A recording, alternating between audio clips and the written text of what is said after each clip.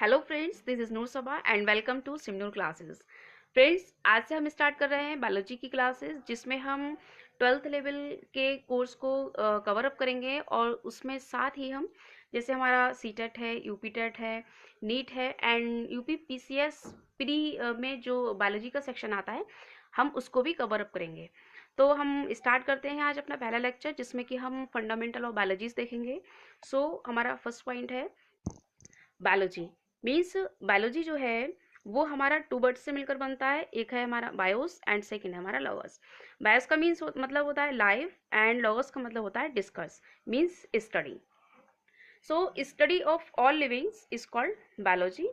And biology शब्द का सबसे पहले जो यूज हुआ था वो लेमार्क एंड ट्रेविरेनस ने किया था 1802 में। जीव विज्ञान जो होता है वो जीवितों का अध्ययन है। अब क्वेश्चन ये है कि जीवित किसे कहते हैं, तो हम देखते हैं। नेक्स्ट, जीवित जो होते हैं, लिविंग बीइंग्स जो होते हैं, उनके कुछ करेक्टर्स होते हैं। मतलब किन करेक्टर्स के बेस पर हम उनको लिविंग मान सकते हैं। उसी में हमारा पहला है लाइफ साइकिल।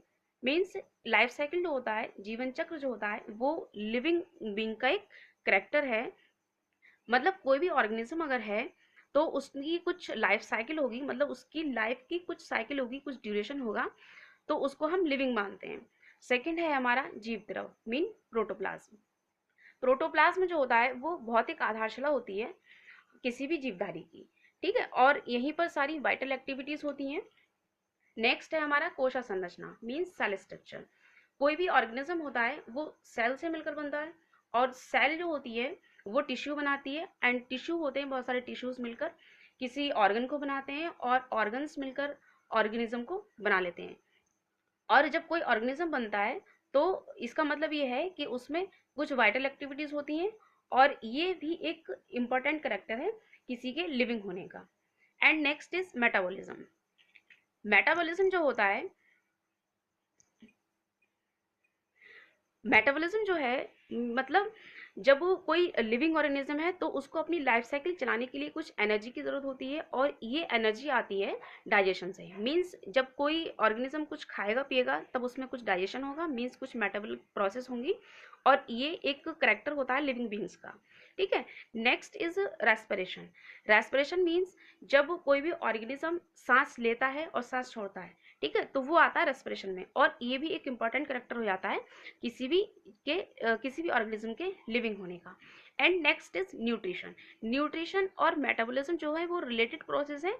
मतलब जब कोई ऑर्गेनिज्म कुछ खाता पीता है तो उसमें न्यूट्रिशन, मतलब वो न्यूट्रिशन से अपनी एनर्जी लेता है, और यही एनर्जी जो होती है, मतलब इसी में मेटाबॉलिज्म होता है, और ये एनर्जी जो होती है वो किसी भी ऑर्गेनिज्म को मिलती है, और उससे वो अपनी लाइफ साइकिल पूरी करता है।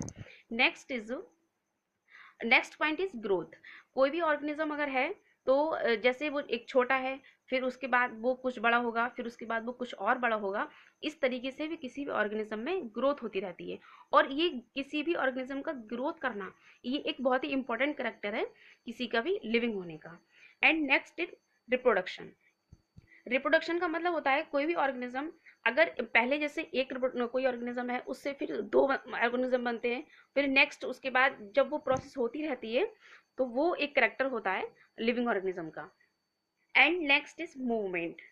मूवमेंट जो होता है, कोई भी ऑर्गेनिज्म एक स्थान से दूसरे स्थान को जब मूव करता है, आता जाता है, तो ये भी एक करेक्टर है किसी के लिविंग होने का। एंड नेक्स्ट इज संवेदनशीलता तथा अनुकूलनशीलता, मीन्स सेंसिटिविटी एंड अडेप्टिविटी। ये जो कोई भी ऑर्गेनिज्म किसी भी चीज़ के लिए सेंसिटिव है, ठीक है, तो वो भी एक करेक्टर है किसी के भी लिविंग होने का। एंड नेक्स्ट इज उत्सर्जन, मीन एक्सक्रीशन। कोई भी लिविंग ऑर्गेनिज्म अगर है तो उसमें एक्सक्रीशन होगा, और एक्सक्रीशन एक लिविंग होने की एक करेक्टर लिविंग होने का। अब अगर हम इसमें देखें कि लिविंग बींग्स में अब हम किसको इसको रख सकते हैं, तो हम इसमें एनिमल्स एंड इसमें हम रख सकते हैं प्लांट्स को। मीन्स एनिमल्स जो होते हैं और प्लांट्स जो होते हैं ये लिविंग बींग्स में आते हैं। नेक्स्ट देखते हैं। नेक्स्ट है हमारा प्लांट्स एंड एनिमल्स जो होते हैं वो दोनों ही लिविंग बीइंग्स में आते हैं, और इसीलिए इन दोनों की स्टडी को हम कहते हैं बायोलॉजी।